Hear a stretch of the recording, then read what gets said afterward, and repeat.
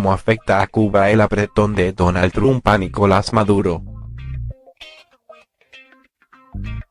La isla busca afanosamente mayor inversión extranjera, pero Washington no se lo facilita. En Cuba hay preocupación por el aumento en la presión de Estados Unidos para endurecer el embargo, justo en momentos en que Venezuela, su principal socio comercial, disminuye los envíos de petróleo por la crisis que enfrenta el régimen de Nicolás Maduro. En esta coyuntura ha sido protagonista el senador republicano por la Florida Marco Rubio, quien está pidiendo volver a incluir la isla en la lista de los países promotores del terrorismo, con las consecuencias que esto acarrearía. Y es que desde el 19 de marzo, en aplicación del punto 3 de la ley Helms-Burton, los tribunales de EU pueden recibir demandas de herederos de unas 200 empresas y bienes en la isla expropiados tras la revolución. Todo ello mientras el chavismo en Venezuela, principal socio de la isla tras la caída del bloque soviético, intenta resistir la crisis económica y política. La dramática caída que ha registrado la producción petrolera de Venezuela, que hace 20 años era de 3,6 millones de barriles de petróleo diarios y hoy está en 1 millón, ha afectado el envío de crudo a la isla y los demás países del programa Petrocaribe, que el fallecido presidente Hugo Chávez puso en marcha para suministrar crudo barato y en condiciones favorables a varios de sus países amigos. Así, Cuba, que en los mejores momentos del programa se benefició de unos 110.000 barriles diarios de petróleo, hoy recibe entre 40.000 y 50.000 barriles, y con la perspectiva de seguir disminuyendo, por lo que el gobierno está buscando diversificar la fuente de ingresos de crudo con países como Argelia, Rusia y Arabia Saudí, aunque esos países no se lo entregarán en las condiciones en que lo hace el régimen de Maduro.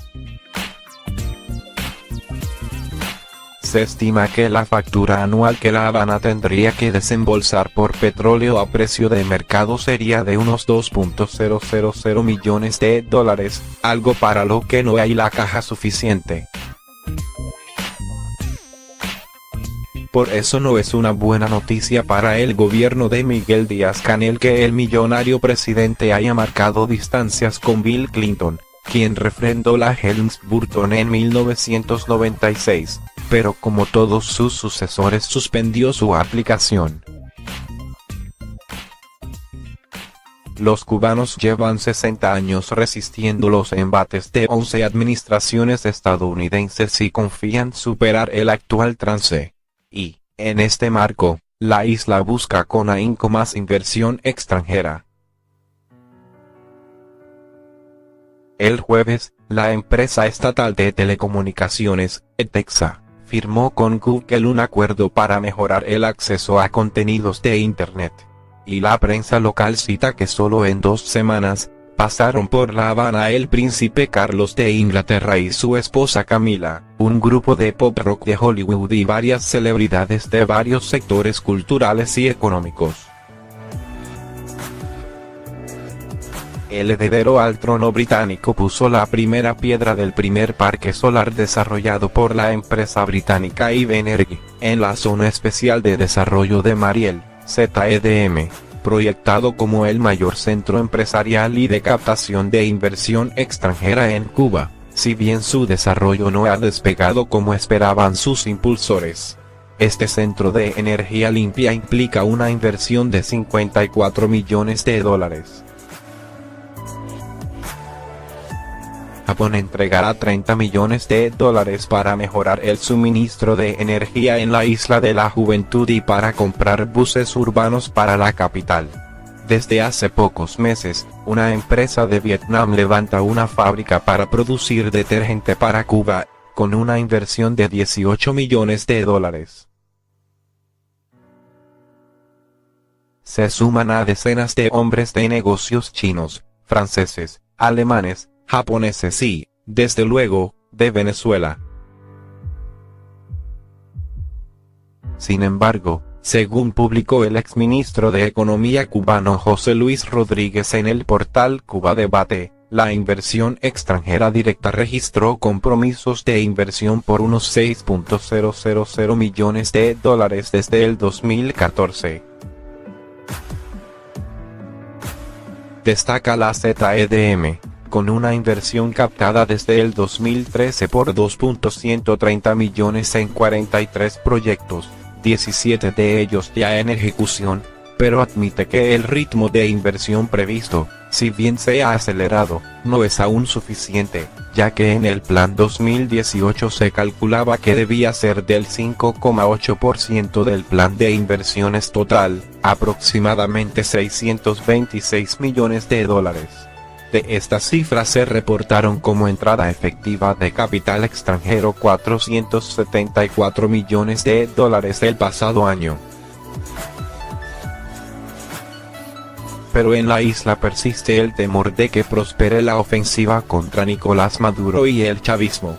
Un diplomático europeo comentó a El Tiempo que Cuba tiene razones para esa preocupación. Más les vale estar preocupados.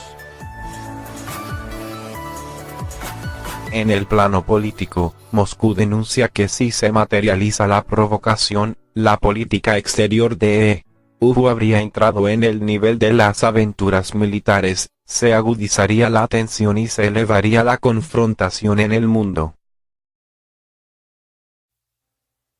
En medios, todos estatales, y redes sociales afines, la denuncia no cesa para alertar de la intención de Trump de reeditar la doctrina Monroe para que América Latina vuelva a ser su patio trasero. Por eso, Cuba debe seguir apoyando a Maduro, el único y legítimo presidente del país petrolero. La movilización se produce en momentos en que las relaciones con Washington atraviesan sus peores momentos en los 60 años de revolución castrista. Trump pasó de considerar la restauración de los hoteles Neptuno y Tritón en el barrio habanero de Miramar, para reconvertirlos en las Trump Tower cubanas, a deshacer los avances de su predecesor Barack Obama con Raúl Castro. Los nuevos obstáculos torpedearían los siempre tibios nexos comunes y generarán mayor tensión. La Helms-Burton, aprobada en 1996, hizo que la Unión Europea demandara a Washington ante la Organización Mundial del Comercio, y la ley se mantuvo congelada casi 22 años pese a su revisión semestral. El embargo unilateral, impuesto en 1962, también perjudicó a entidades en terceros países como los bancos franceses Société Générale y el Grande BNP Paribas, que pagaron millonarias multas por violar la legislación de EU contra Cuba. Cuba salió en defensa de Venezuela y denuncia la invasión de EU. El canciller Bruno Rodríguez denunció el movimiento de tropas con pretexto de la ayuda humanitaria. El canciller cubano, Bruno Rodríguez, denunció este martes el movimiento de tropas estadounidenses que, con el pretexto de apoyar la entrega de ayuda humanitaria en Venezuela, llevarían a cabo una invasión militar.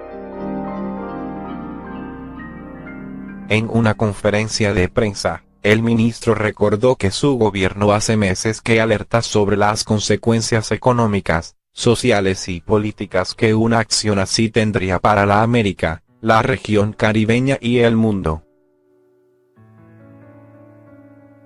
Aunque su comparecencia fue transmitida en directo por radio y televisión, la sala estuvo repleta de periodistas y altos funcionarios preocupados por el rumbo de los acontecimientos que parecen encaminarse a que, una vez atacada Venezuela, arremetan contra Cuba por apoyar a Nicolás Maduro, logrando así un viejo sueño de los primeros exiliados anticastristas y algunos de sus descendientes. Dos profesionales cubanas que no se perdieron las palabras del ministro, expresaron a El Tiempo el temor de que al encabezar su país la campaña de apoyo a Venezuela, derive en mayores sanciones para la isla que aguanta un embargo unilateral desde 1962 y que ha dejado pérdidas millonarias que se sienten y se sufren en el día a día. Es hora de unirnos, dijo Rodríguez. Convocamos a una movilización internacional por la paz, contra una intervención de los Estados Unidos en América Latina, contra la guerra por encima de diferencias políticas o ideológicas, agregó el alto funcionario, que pidió la participación de todos los gobiernos, fuerzas políticas, sindicales, ONG, periodistas y representantes de la sociedad civil para frenar el golpe imperialista. El alto funcionario se preguntó por el objetivo de que la ayuda va a penetrar de todas maneras, aún incluso en contra de la voluntad soberana de su pueblo y la decisión de su gobierno constitucional. También consideró que la idea no es otra que la de generar un incidente que ponga en riesgo la vida de civiles y se provoque violencia de circunstancias impredecibles. Recordó que, aunque no hay guerra en Venezuela, no es necesaria ninguna reconstrucción, pero se sabe que la guerra primero y la reconstrucción después sería un excelente negocio para las compañías estadounidenses. Igualmente, denunció que el gobierno estadounidense presiona en la ONU al Consejo de Seguridad para que apruebe la intervención humanitaria en Venezuela. En su comparecencia, el canciller cubano reiteró la adopción de medidas unilaterales y por tanto ilegales contra la hermana República de Venezuela. Agregó que además existe una gran campaña de comunicación y política que suele ser preludio de acciones de mayor envergadura. Rechazó como infame la acusación de que Cuba mantiene un ejército privado en Venezuela y recordó que en la nación petrolera trabajan unos 20.000 cooperantes, de los que el 94% trabajan en el sector de la salud y el resto en educación. Rodríguez explicó que los gobiernos cuentan con informaciones fiables y en base a eso, reiteró que contaba con todos los datos que me permiten afirmar que se están produciendo vuelos de bases estadounidenses donde operan unidades de operaciones especiales y de infantería de marina utilizadas para misiones de esta naturaleza en preparación de acciones contra Venezuela. El titular del Ministerio de Relaciones Exteriores denunció el bloqueo contra su país, pero enfatizó la decisión de mantener el rumbo socialista. A la afirmación de Donald Trump de la víspera diciendo haber visto el futuro de Cuba aquí en Miami, respondió: se equivoca. El futuro de Cuba está aquí, con medidas adicionales de bloqueo o sin ellas. El futuro lo decidimos las cubanas y cubanos. Hemos hecho, construimos y defenderemos una revolución socialista en sus narices. Rodríguez hizo recuento de los ataques y hechos históricos que la revolución cubana ha sorteado en los últimos 60 años, y reafirmó la lealtad a Fidel y Raúl Castro, y que el proceso de continuidad que encabeza el presidente Miguel Díaz-Canel es permanente e irreversible.